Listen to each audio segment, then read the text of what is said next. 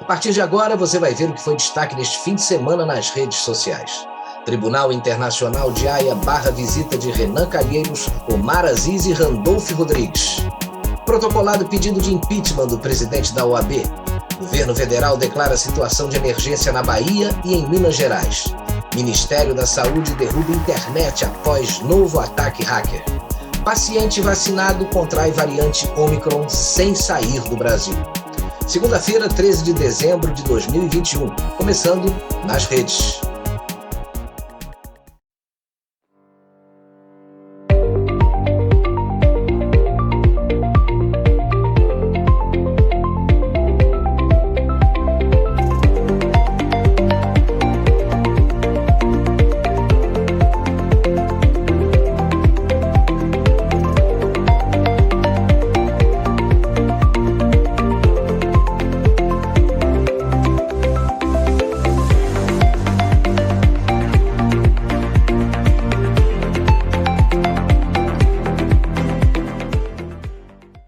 Tribunal Penal Internacional não aceita receber senadores da CPI da Covid.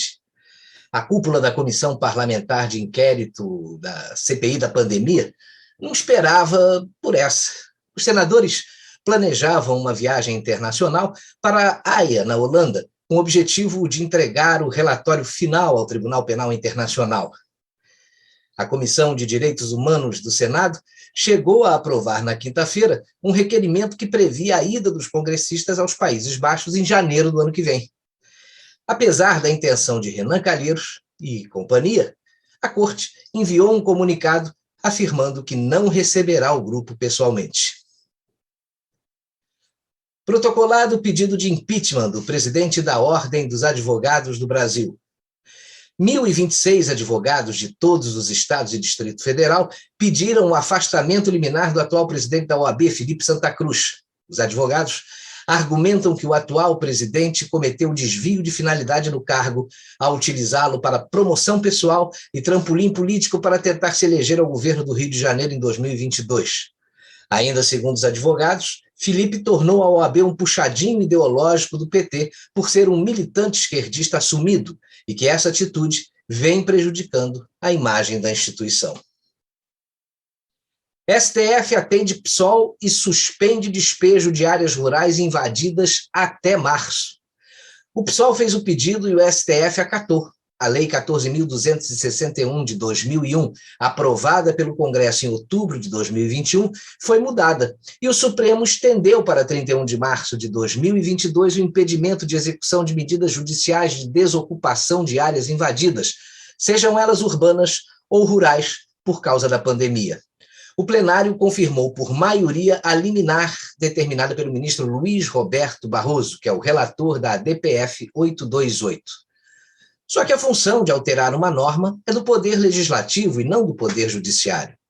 Barroso citou o surgimento da nova variante Ômicron, a existência de 123 mil famílias ameaçadas de despejo no país e as condições socioeconômicas da população em mais uma interferência absurda do Supremo Tribunal Federal no Poder Legislativo. E o pior é que ninguém faz nada para conter esse tipo de abuso. O governo federal decretou no sábado situação de emergência na Bahia e em Minas Gerais, devido às fortes chuvas que atingiram os dois estados nos últimos dias. Defesa Civil enviou equipes de apoio aos municípios atingidos. De acordo com a publicação no Diário Oficial pelo Ministério do Desenvolvimento Regional, a situação de emergência em 17 cidades na Bahia e em outras 32 de Minas Gerais já está em vigor. Nos últimos dias, os dois estados sofreram com fortes chuvas. E para ajudar os municípios atingidos pelas chuvas, o governo federal liberou 5,8 milhões de reais, inicialmente para as cidades de Eunápolis, Itamaraju, Jucuruçu, Ibicuí, Rui Barbosa, Maragogipe e Itaberaba, todas na Bahia. Cerca de 75 mil pessoas já foram afetadas diretamente pelas enchentes na Bahia e em Minas Gerais. Bolsonaro sobrevoa a região atingida por chuvas lá na Bahia e critica o governador petista Rui Costa. O presidente Jair Bolsonaro sobrevoou neste domingo as áreas atingidas pelas fortes chuvas no sul da Bahia, acompanhado por 3 ministros: Rogério Marinho, do Desenvolvimento Regional, João Roma, da Cidadania e Marcelo Queiroga, da Saúde. Após o sobrevoo, a comitiva visitou a cidade de Itamaraju, onde Bolsonaro percorreu as ruas em carro aberto e foi saudado por apoiadores. Veja as imagens.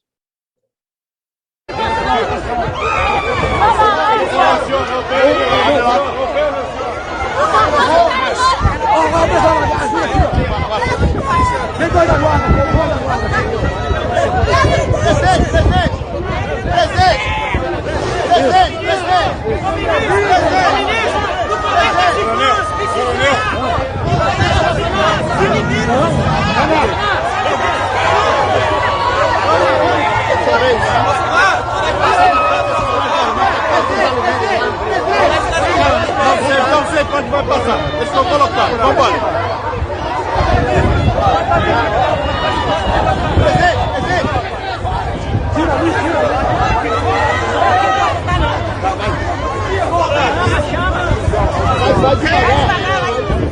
Vai devagarzinho. Acelerando devagarzinho. Anota. 9,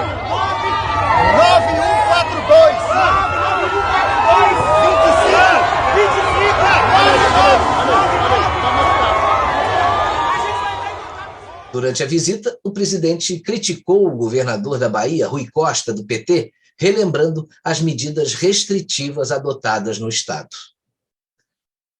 Barroso diz que instituições brasileiras foram aparelhadas. Durante evento realizado pela FEBRABAN, em parceria com a Confederação Nacional da Indústria, o ministro Luiz Roberto Barroso, do Supremo Tribunal Federal e do Tribunal Superior Eleitoral, criticou na sexta-feira o aparelhamento de instituições brasileiras.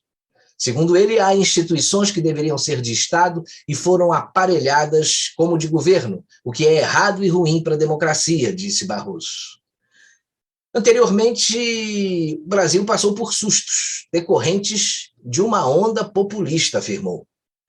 Agora, eu vou dar a minha opinião em 1 minuto. Miopia é uma doença grave, principalmente quando atinge um ministro do Supremo Tribunal Federal. Sua obsessão em derrubar o atual presidente e mudar o sistema de governo parece que o fez esquecer que o partido que o colocou naquele tribunal é que aparelhou o Estado brasileiro, protagonizando o maior assalto aos cofres públicos de todos os tempos. Talvez a ausência do seu guru João de Deus, que está preso e condenado, tenha deixado sequelas no seu olhar para a realidade brasileira. O jornal Gazeta do Povo relembrou algumas frases que marcaram a semana que passou. Veja algumas delas. A primeira é do próprio Luiz Roberto Barroso. A regulação das redes sociais se tornou imperativa, diz ministro Barroso. A outra frase da semana foi do Lula, ex-presidiário, falando do alto da experiência de quem há décadas mente para a sociedade o tempo todo. Bolsonaro é um fascista e Moro é um neofascista. Os dois vão tentar mentir para a sociedade o tempo todo. E a outra frase que marcou a semana também foi publicada pelo jornal Gazeta do Povo, foi dita por outro ministro do Supremo, Gilmar Mendes. Agora farão política no campo certo, disse Gilmar Mendes, ministro do STF, sobre Sérgio Moro e Deltan Dallagnol. Enquanto isso, Gilmar e seus colegas supremos continuam fazendo política no campo errado. PDT entra com ação no STF contra a mudança de regras no ProUni. O presidente nacional do PDT, Carlos Lupe, publicou nas redes sociais que o partido, PDT, ajuizou uma ação dirigida ao Supremo Tribunal Federal contra a MP 1075 de 2021, que muda as regras do ProUni. A petição foi protocolada na última sexta-feira, dia 10. Carlos Lupe afirma que a medida provisória é uma violação aos dispositivos da Constituição Federal. Para ele, não há qualquer argumento para justificar a ampliação do acesso ao ProUni. A medida não atenderá ao interesse público, nem muito menos à razão de ser do ProUni, pois pode agravar desigualdades educacionais existentes. A MP de Bolsonaro possibilita que estudantes pagantes ou bolsistas parciais que fizeram o ensino médio, isso em escolas privadas, tenham acesso à bolsa de estudos de 50% e 100%. Até então, o programa era restrito a alunos de escolas públicas com renda familiar bruta mensal de 1,5 a 3 salários mínimos por pessoa. O presidente da CPI do Consórcio Nordeste manda recado para Omar Aziz e revela o papel desastroso do Senado. O recado foi dado durante entrevista do presidente presidente da CPI do Consórcio Nordeste, deputado estadual pelo Rio Grande do Norte, Kelps Lima, à TV Jornal da Cidade Online. Eu acho que o senador Omar Aziz, ele não cumpriu o papel com a importância que o Brasil precisava de uma CPI no Congresso Nacional. Nunca no Brasil foi gasto tanto dinheiro com saúde pública, e com razão. E era necessário que o Congresso sinalizasse para o país, para todas as câmaras de vereadores, para todas as assembleias legislativas, que é inadmissível desvio de recurso público. A grande pauta da eleição de 2018 foi a corrupção. A decisão do Supremo de livrar prisão em segunda instância e a pandemia fizeram que essa pauta ficasse em terceiro, quarto plano. E o Senado perdeu a oportunidade de colocar essa pauta de volta no canto certo. E nós tínhamos investigações de sobra para fazer, de sobra, a começar pelo Consórcio Nordeste. Houve uma perda de oportunidade histórica. O Senado poderia ter saído muito maior para o Brasil com essa CPI. E, na minha opinião, saiu menor. Tribunais anulam 277 anos de condenações por corrupção, aponta levantamento. Um levantamento feito pelo jornal Estado de São Paulo mostra que já foram anuladas pelos tribunais condenações que somavam 277 anos e 9 meses de cadeia, desde que o Supremo Tribunal Federal considerou a 13ª Vara Criminal de Curitiba incompetente e apontou a parcialidade do ex-juiz Sérgio Moro para julgar ações relacionadas ao ex-presidente Luiz Inácio Lula da Silva. Desse total, 221 anos e 11 meses de condenações estavam diretamente ligadas à Operação Lava Jato.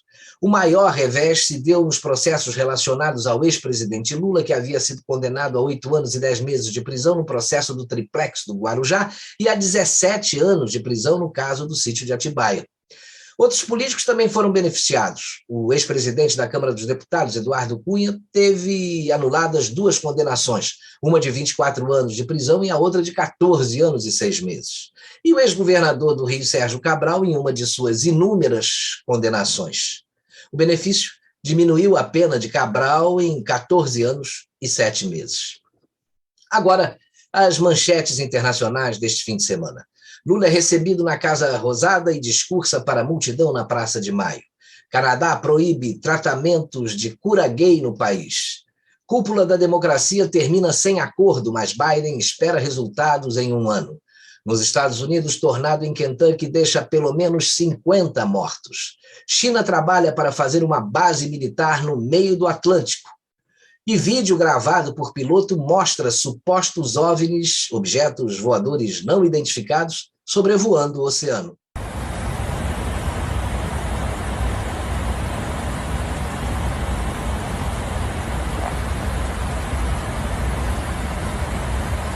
I don't know what that is. That is some weird shit. Ryanair 2735, contact Ho Chi Minh 120.7, good day. Ho Chi Minh 120.7, good day, Ryanair 2735.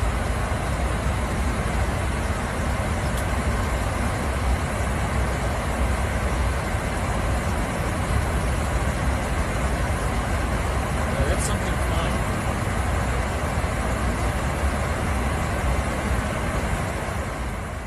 Voltando ao Brasil, a pergunta que ainda está sem resposta é a seguinte: e agora, Greta? Dados do INPE revelam que desmatamento caiu ao menor nível da série histórica. O Agora Notícias Brasil publicou que dados do Instituto Nacional de Pesquisas Espaciais, o INPE, revelam que os alertas de desmatamento do DETER no mês de novembro somaram 249,5 quilômetros quadrados, o menor da série histórica para o mês. O fato teve de ser reconhecido por ONGs como Greenpeace, que acabou engolindo a seco, né? Mas minimizou o fato, dizendo que isso não se deveu a nenhum ato atual do governo. Querem fazer crer que as pessoas desistiram de desmatar e não foi essa a realidade, segundo o Greenpeace. A informação foi obtida da coluna do jornalista Cláudio Humberto, do Diário do Poder. A Anatel obriga o uso do prefixo 0303 nas ligações do serviço de telemarketing. A Anatel aprovou uma proposta que obriga as empresas de telemarketing ativo que tenham mais de 30 linhas em suas centrais telefônicas internas a utilizarem o prefixo 0303 em suas ligações. A proposta também da proposta também vai constar uma obrigatoriedade para as operadoras de telefonia móvel. Elas deverão permitir que determinadas ligações indicadas pelos consumidores sejam bloqueadas.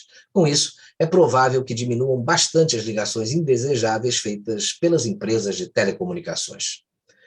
Dória e Moro fazem aparente acordo de não agressão e podem seguir juntos para a candidatura à presidência em 2022.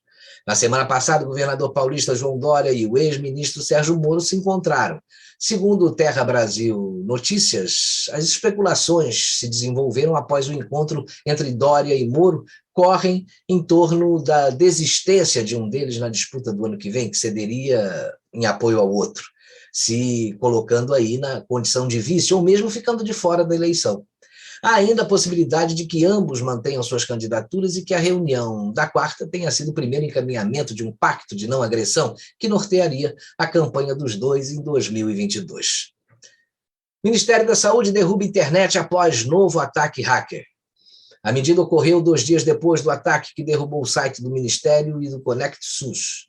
Como mostramos, um grupo autodenominado Lapsus assumiu a autoria do crime de ransomware, que teria copiado e excluído 50 terabytes de dados.